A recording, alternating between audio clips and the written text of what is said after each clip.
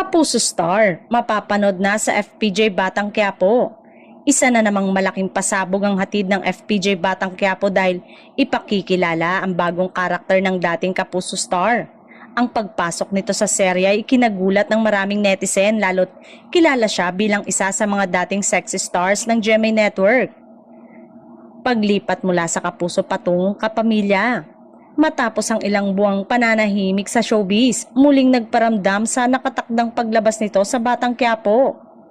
Sa kanyang pagganap bilang bagong karakter, isang misteryosang babae na tila may kinalaman sa mga bagong twist sa buhay ni Tanggol at ng kanyang mga kaaway. Agad siyang naging usap-usapan sa social media. Hindi man opisyal na inanunsyo ang paglipat niya sa ABS-CBN. Malinaw sa kanyang paglabas sa primetime serye na isa na siyang kapamilya. Ayon sa ilang ulat, lumagda na umano ito sa isang kontrata para sa ilang proyekto ng ABS-CBN kabilang na ang Batang Quiapo. Umani ng pagkahalong reaksyon ng balitang paglipat nito sa ABS-CBN. Ang ilan ay natuwa sa kanyang pagbabalik sa telebisyon habang ang iba naman ay curious sa pagiging papel niya sa istorya.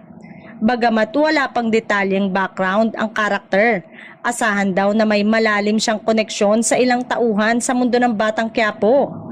May posibilidad ding maging ka-love interest o kakampi ni Tanggol.